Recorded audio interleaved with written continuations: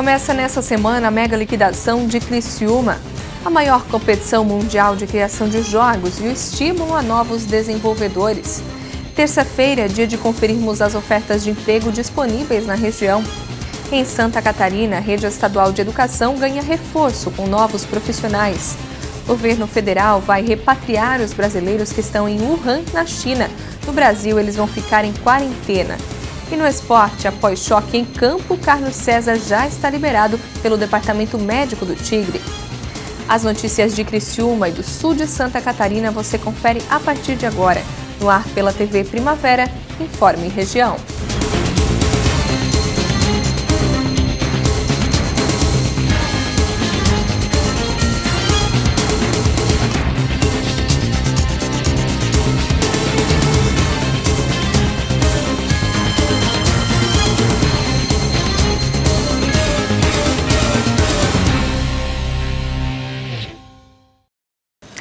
Hoje é terça-feira, 4 de fevereiro de 2020. Para você que acompanha a TV Primavera, uma boa noite.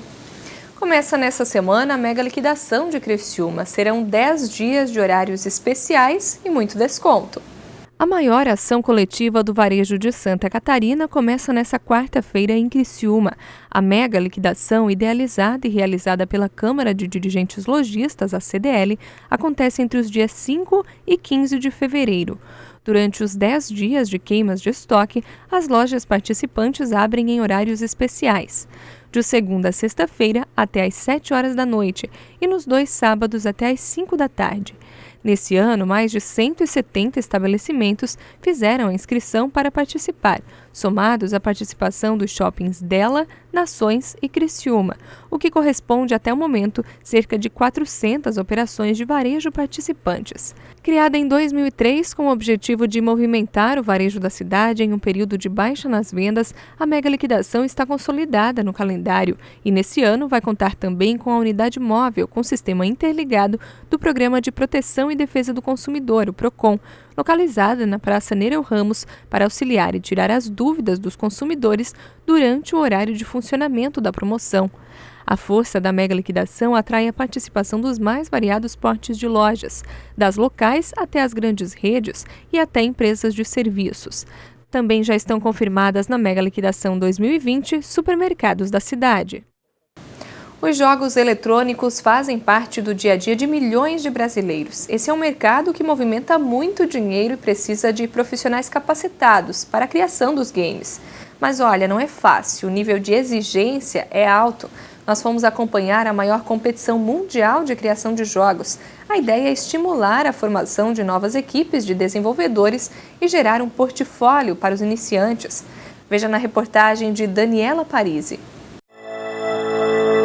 A sala de aula abriu espaço para uma atividade diferente. As tradicionais carteiras deram lugar a colchonetes, pantufas, as embalagens de salgadinhos e as refeições improvisadas dizem tudo. É uma verdadeira luta contra o tempo.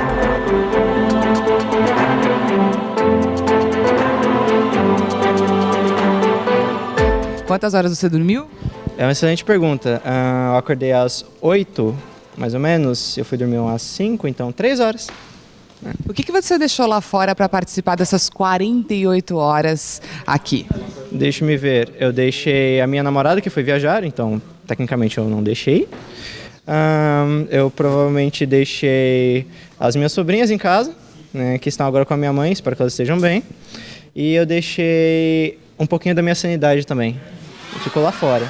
Não é para menos. Esses jovens estão participando da 12ª Global Game Jam, a maior maratona de desenvolvimento de jogos que acontece em mais de 100 países simultaneamente. A Faculdade de Tecnologia de São Caetano do Sul é uma das 935 sedes oficiais do evento. Por aqui, quase 170 pessoas embarcaram em uma ousada missão, a de criar um jogo completamente novo em apenas 48 horas a partir do tema Reparo. Promover um evento como esse é muito importante para os nossos alunos desenvolverem, os nossos alunos construir um portfólio e, por participar de uma Game Jam, que é um evento curto de 48 horas, eles têm que desenvolver várias habilidades. A partir do tema são definidos os grupos. Aí é feito o famoso brainstorm. uma reunião para decidir o caminho a seguir e depois a divisão de funções e estratégias. Tudo bem organizado. A gente está com uma ideia de reparar danos ambientais. E nessa de cuidar de danos ambientais, nossa personagem vai impedir, ou pretende impedir, um incêndio em uma área florestal. Esse grupo dominou a lanchonete da faculdade. São 14 integrantes e o Leandro tem a missão de liderar essa turma. Não é uma tarefa fácil, mas ele já está acostumado. Na nossa equipe, a gente sempre tenta trazer alguma coisa diferente em relação ao que a gente fez na jam passada. Então a gente sempre cria desafios diferentes para fazer. E ao longo dessas 5 jams, a gente desenvolveu alguns jogos juntos, 5 jogos no caso. E a gente veio aqui com... A gente sempre vem com uma equipe diferente, na verdade, não é sempre as mesmas pessoas, então a gente vai trocando. A gente tem 5 pessoas aqui que são fixas, a gente sempre está junto, a gente está desde a primeira jam juntos e a gente sempre traz pessoas novas e algumas pessoas repetidas, mas sempre traz pessoas novas, que é o nosso principal ponto, é trazer pessoas novas, principalmente dos primeiros semestres, para participar junto com a gente. O que para uns é diversão, para outros é uma oportunidade de ganhar dinheiro. Aliás, muito dinheiro. O mercado brasileiro de games continua crescendo mesmo em meio à crise. Movimenta bilhões de reais.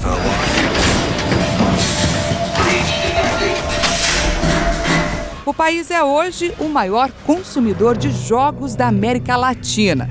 Um cenário promissor para os jovens que sonham em trabalhar nesse segmento.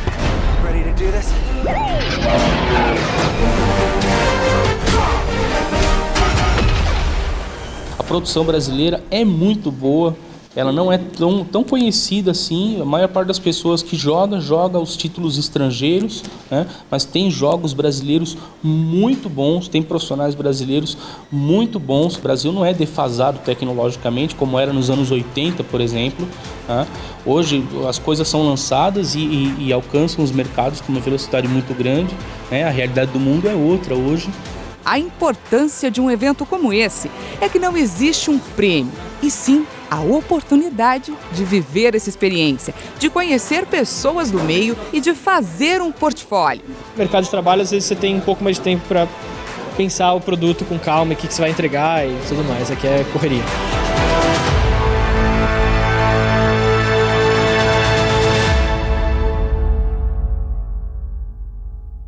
A seguir, Rede Estadual de Educação ganha reforço com novos profissionais.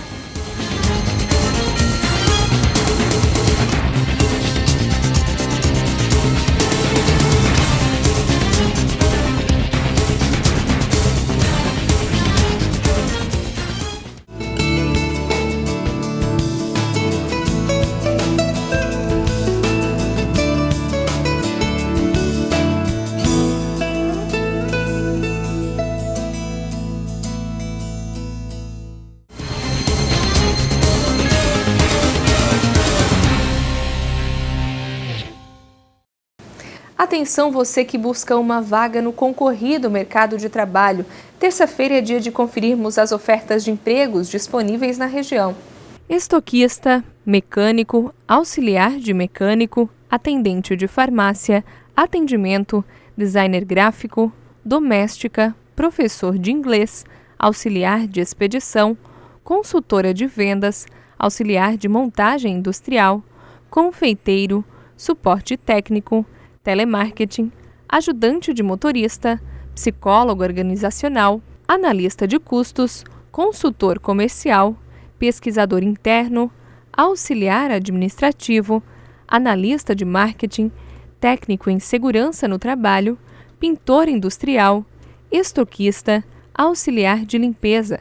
Interessados devem buscar mais informações por meio do portal da Associação Empresarial de Criciúma, ASIC, o www.assicri.com.br, na aba Banco de Talentos.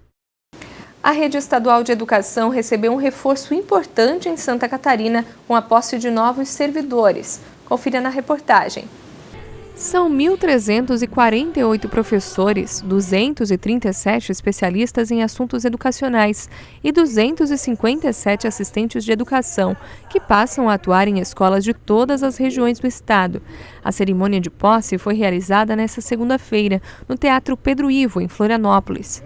Você vê que nós estamos falando no incremento de 10% no quadro de professores efetivos, em um ano de governo, não é pouca coisa.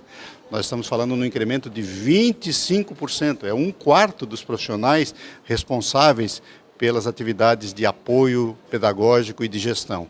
Então eu vejo como uma sinalização muito positiva do carinho e da responsabilidade que temos para com a educação. Ou seja, são profissionais que ingressam o quadro de efetivos e que nós possamos trabalhar com eles para que eles, no sentimento de pertencimento, nos ajudem a fazer uma educação pública de qualidade. Ao todo, são mais de 1.800 profissionais que vão atuar em todo o estado. É uma determinação do governador Moisés e nós temos trabalhado para isso, para darmos as respostas mais rápido possível para as nossas escolas, para as demandas das nossas escolas. E a chegada desses profissionais é um ânimo, é uma injeção de entusiasmo que nós temos em toda a rede para nos ajudar a fazermos a diferença. Nas escolas estaduais, os trabalhos já começaram, primeiro com a atuação dos professores e do corpo administrativo. E nos próximos dias inicia o ano letivo, com um calendário diferente em cada região. Essa semana nós temos todo um trabalho de planejamento e de formação do pilar de qualificação permanente dos nossos profissionais. O ano letivo começa nas regiões, dos municípios da região Serrana e Meio Oeste no dia 5, de modo que eles têm 3 dias para compensar durante o ano, caso necessário. Nas demais regiões no dia 6, temos 2 dias de possibilidade para compensar durante o ano, e nas regiões dos municípios de Criciúma e de Chapecó, a pedido das associações municipais, nós vamos começar no dia 10. O secretário falou ainda sobre os desafios que a educação catarinense deve enfrentar em 2020. E que nós possamos trabalhar com eles para que eles, no sentimento de pertencimento, nos ajudem a fazer uma educação pública de qualidade. É uma determinação do governador Moisés e nós temos trabalhado para isso, para darmos as respostas mais rápido possível para as nossas escolas, para as demandas das nossas escolas. E a chegada desses profissionais é um ânimo, é uma injeção de entusiasmo que nós temos em toda a rede para nos ajudar a fazermos a diferença. Grandes desafios, estamos iniciando o ano letivo. Essa semana nós temos todo um trabalho de planejamento e de formação do pilar de qualificação permanente dos nossos profissionais. O ano letivo começa nas regiões, dos municípios da região Serrana e Meio Oeste no dia 5, de modo que eles têm 3 dias para compensar durante o ano, caso necessário. Nas demais regiões no dia 6, temos 2 dias de possibilidade para compensar durante o ano, e nas regiões dos municípios de Criciúma e de Chapecó, a pedido das associações municipais, nós vamos começar no dia 10. Nós temos o desafio de implementar o currículo do ensino fundamental. Foi muito importante o processo de construção, amplamente divulgado por nós do governo e pela mídia no ano passado, mas agora mais importante é fazê-lo acontecer, que é levar para a sala de aula. E aí entram os professores, que são o elo fundamental nesse processo. Então, um grande desafio, está tudo muito bem preparado e a gente está usando essa semana para esses últimos arredondamentos. Nós temos o desafio de implementarmos o novo ensino médio, que nós vamos rodar nas 120 escolas piloto, E também trabalhamos muito ano passado, de modo que possamos fazer com que as atividades transcorram normalmente. E estamos em fase de construção do ensino médio. Então nós contamos com a participação de toda a rede, de todos os atores da sociedade, das nossas aldeias, como nós bem chamamos, para nos ajudar também a construir essa base, o currículo do ensino médio. Mas ele lembra que todo esse planejamento começou há muito tempo. Mas eu volto a destacar que nós, no primeiro ano de governo, trabalhamos intensamente naquilo que a gente chama plataforma de gestão da Secretaria da Educação. O governador lançou o ano passado o programa Minha Nova Escola.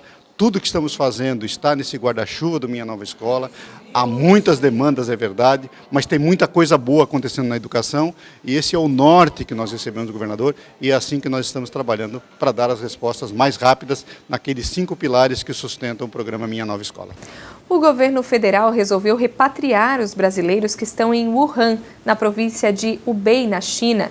Dezenas de pessoas estão em isolamento no epicentro do novo coronavírus e querem voltar para o Brasil. O governo brasileiro disse que vai ajudar, mas que todos devem ficar em quarentena quando chegarem por aqui. Em um vídeo divulgado nas redes sociais, os brasileiros que moram em Wuhan, na China, pediram socorro. Eles querem apoio do governo do Brasil para saírem do epicentro do surto do novo coronavírus. Cidadãos brasileiros na cidade de Wuhan, escrevemos-lhes esta carta para solicitar o auxílio do governo brasileiro no retorno ao nosso país. Esperamos que, como presidente da República Federativa do Brasil e na qualidade de representante máximo da diplomacia brasileira, Vossas Excelências nos deem todo o apoio de que precisamos nesse momento de dificuldade. No dia 23 de janeiro, após as primeiras mortes em decorrência do novo coronavírus, o governo da China fechou aeroportos e outras saídas para os moradores da região em risco, o que impede estrangeiros de retornarem a seus países de origem. Muitos deles, porém, com o auxílio de suas embaixadas, já conseguiram retornar para casa. Com essa abertura, o governo federal resolveu negociar com a China a repatriação dos brasileiros. O Ministério da Defesa elabora um plano de voo para o retorno dessas pessoas. Já o Ministério das Relações Exteriores informou que a Embaixada do Brasil em Pequim vai organizar os procedimentos de embarque. Quando o grupo chegar por aqui, terá que passar por uma quarentena de 18 dias, 4 dias a mais que o padrão mundial. Ainda não há local definido, mas segundo a Casa Civil, podem ser utilizadas bases do Exército nos estados de Goiás ou Santa Catarina. No dia de amanhã, as autoridades do Ministério da Defesa, sob a coordenação do General Fernando, e as autoridades do Ministério da Saúde, com a coordenação do ministro Mandetta, visitarão 2 bases aéreas brasileiras, 2 localidades brasileiras, uma no sul do Brasil e outra no centro-oeste, com o objetivo de tentar escolher e definir em qual local essas pessoas, quando virem ao Brasil, serão acomodadas para passar por esta quarentena. O que é muito importante ser dito, é fundamental ser dito, que não virá para o Brasil nenhuma pessoa que tenha qualquer suspeita. No Brasil, não há uma legislação específica para o isolamento de pessoas com doenças contagiosas, o que, na visão do presidente da República, pode gerar contestações judiciais para pôr fim à quarentena dessas pessoas já em solo nacional. Nós não temos uma lei de quarentena. Ao trazer brasileiros para cá, é a nossa ideia, obviamente, colocar no local para quarentena, mas qualquer ação judicial tira de lá. E daí seria uma irresponsabilidade. Uma medida provisória será publicada para garantir a legalidade em todo o processo de repatriação e isolamento desses brasileiros. Além disso, o governo federal aumentou o nível de alerta e reconheceu emergência em saúde pública, mesmo sem nenhum caso de coronavírus confirmado no Brasil. Na prática, a decisão vai tornar mais rápida a compra de produtos e equipamentos com dispensa de licitação. Esse reconhecimento ele dá um pouco mais de agilidade para a coisa pública. Serve, por exemplo, para o próprio Ministério da Defesa poder fazer determinadas despesas que vão ser envolvidas num processo desse de montar uma base de quarentena rápido, porque nós estamos falando de uma coisa rápida. Como é que nós faríamos isso no regime normal de lei de licitações? Seria muito difícil. Para o presidente do Congresso Nacional, Davi Alcolumbre, a burocracia para trazer brasileiros que estão na China não é tão grande quanto informa o governo federal. Mas ele garantiu que o parlamento dará todo o apoio possível na discussão e aprovação de projetos pertinentes a essa questão. Do parlamento, nós estamos 100% abertos para o que precisar do Congresso. Eu tenho certeza que a Câmara e o Senado vão trabalhar para agilizar, se precisar votarmos uma lei em regime de urgência, mas se o governo precisar editar uma medida provisória, terá o nosso apoio. No fim da tarde, o Ministério da Saúde atualizou os casos do novo coronavírus no Brasil. No país, 14 casos estão sob suspeita em 4 estados brasileiros. Outros 13 casos já foram descartados. A seguir o esporte, após choque em campo, Carlos César já está liberado pelo Departamento Médico do Tigre.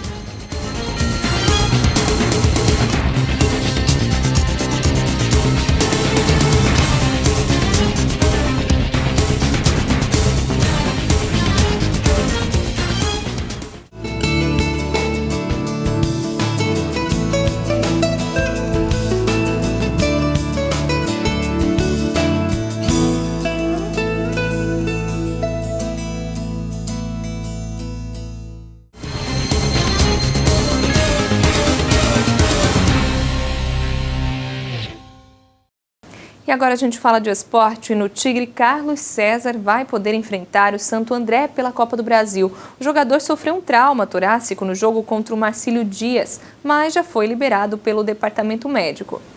O médico Ricardo Furtado já liberou o jogador para os treinos, após Carlos César ter deixado o gramado do Heriberto Wilson de ambulância no empate por 1-1 com o Marcílio Dias, pela 4ª rodada do Campeonato Catarinense no último domingo. Carlos César sofreu um trauma torácico ao ser atingido por um adversário. Boa tarde. Então, o Carlos César sofreu um trauma torácico ontem durante a partida e a gente fez a retirada dele do campo de ambulância, fez todo o procedimento padrão, né? Levou para o hospital, fez os exames, realizou todos os exames de imagem, não houve nenhuma fratura, nenhuma lesão mais grave. Foi um trauma que na hora preocupou, porque ele acabou expelindo uma quantidade de sangue pela boca, ficou um pouco tonto, estava com dificuldade para respiratória, né? Então a gente fez todo esse procedimento, realizou os exames.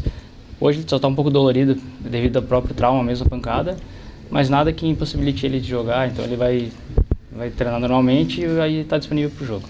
Para o jogador, o choque em campo foi um susto. Foi sair do jogo naquele momento, um susto muito grande, porque uma pancada muito forte, né? O joelho do atleta acabou batendo na região do tórax, me deixando sem ar e causando também uma edema, né? E acabei que cuspi muito sangue, né? E quando isso acontece, de imediato a gente tem que ir fazer os exames certos para ver se está tudo ok. Do campo, Carlos César foi encaminhado pela ambulância ao hospital em Criciúma e realizou alguns exames. Fiz raio-x, né? Não teve nenhuma lesão no pulmão que poderia ter acontecido e também nem no tórax. Aconteceu mais mesmo foi o trauma, a pancada, né? Que ainda está dolorido, mais na parte da frente e da trás.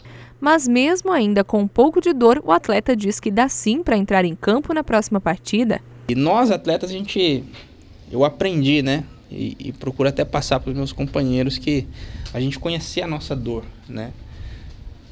Saber conhecer o corpo, o tipo de dor. Como os médicos já tiraram de cena, né? Algo mais grave, então eu sei que é mais a dor do trauma. Então, chego para treinar, sei que essa dor vai passar gradativa e estou à disposição para poder jogar. E já que vai jogar, ele fala sobre a expectativa para a próxima partida e as mudanças que o time precisa ter para vencer a primeira na Copa do Brasil. Não estando ainda no nível que a gente quer, de intensidade, de equilíbrio, de jogo, tirar o que foi de bom. No segundo tempo a gente entrou diferente, mais ligado, a gente encaixou melhor a marcação e aí começou a aparecer jogadas individuais, a confiança já aumenta, as coisas começam a acontecer. Eu acho que a gente precisa exaltar isso, focar nessa questão, trazer no pouco tempo que a gente tem de treino nesse início, né? E trabalhar em cima disso, cara, daquilo que a gente tem de melhor, né? E nós, atletas, né, os mais maduros, os mais jovens, entender isso o quanto antes. Porque a gente não tem muito tempo de trabalho nesse início. Você vê que o nosso time vem trocando de peças e isso dificulta um pouco a sintonia, o entrosamento, que só vem com jogos, né? Mas o que vai valer também, determinante, vai ser o entendimento de cada jogador, do papel que tem que representar dentro de campo e saber que lá é uma decisão, é entrega e a gente tem que saber jogar com inteligência. E esse entrosamento deve melhorar jogo a jogo. Não é nem questão de dar uma resposta para o torcedor, mas eu vou falar do que a gente vive aqui, que automaticamente eu vou estar respondendo ao torcedor. Acaba o jogo, então eu não permito que baixe a cabeça e dizer que está muito difícil ou dizer que ser negativo. Porque é isso que eu estou falando, que a gente, né, acaba de conversar agora. O time está se conhecendo, está se entrosando, ele precisa de ritmo de jogo. É um time novo, está trazendo peças, então é exaltar aquilo que for de melhor, aproveitar cada tempo de trabalho, né? Se fechar, se concentrar, é o que eu faço fora de campo, que eu busco descansar, é mentalizar aquilo que eu preciso fazer no dia do treinamento, para que eu busque esse entrosamento o mais rápido possível, porque assim, eu vou entrar dentro de campo mais preparado, eu vou chegar no nível que eu quero também, pessoalmente, né, profissionalmente falando, para entregar para a equipe. E se isso funcionar, fluir, a gente quer almejar coisas grandes na competição. Por isso, é preciso ter foco. E se isso funcionar, fluir, a gente quer almejar coisas grandes na competição. E a gente sabendo que a gente quer almejar coisas grandes na competição para o Criciúma, a gente vai dar coisa boa para o torcedor. E daqui a pouco tem sala de entrevistas. Hoje nós vamos rever a entrevista com o deputado federal Daniel Freitas. Ele foi um dos deputados mais votados em Santa Catarina. Foi membro da Comissão de Constituição e Justiça na Câmara dos Deputados. Um dos principais líderes do governo Bolsonaro no Congresso conversou com Heber Vieira no Sala de Entrevistas. A conversa com o deputado federal Daniel Freitas nós vamos rever nesta terça-feira. É motivo de agradecer a Deus ter conseguido esse grande desafio e concretizado a minha candidatura através dessa última campanha em 2018 com 142.571 votos em Santa Catarina, mas de fato foi muito trabalho, foi um desafio que eu inclusive tive que renunciar ao meu mandato de vereador pela cidade de Criciúma. E aí eu entendi que a política é feita de decisões e uma das grandes virtudes hoje na política e valorizada pelas pessoas é a coragem. O fato de eu ter renunciado ao meu mandato de vereador e ido para essa missão de candidato a deputado federal foi muito bem aceito pelas pessoas e por onde eu andava as pessoas valorizavam essa minha atitude. E fui com muita convicção, eu já havia decidido, apesar de que a minha condição de vereador hoje me traz muita segurança na Câmara Federal. Aqui na cidade de Criciúma, eu fui eleito 2 vezes vereador e tive praticamente todas as funções dentro de uma Câmara de Vereadores. Eu fui presidente, fui vice-presidente, fui primeiro secretário, fui líder de bancada, fui líder de governo e essas experiências municipais certamente vão ser bagagens fundamentais para mim agora no âmbito federal. O Sala de Entrevistas vai ao ar em instantes, logo após o Informe Região. Você acompanha a programação da TV Primavera de Criciúma pelos canais 12 no analógico e 12.1 no digital, via sistema de TV aberta. Assinantes da NET TV a cabo assistem o Sala pelo canal 13 e os da GVT, canal 12. Olá amigos, eu sou o deputado federal Daniel Freitas e terça-feira eu estarei aqui na TV Primavera.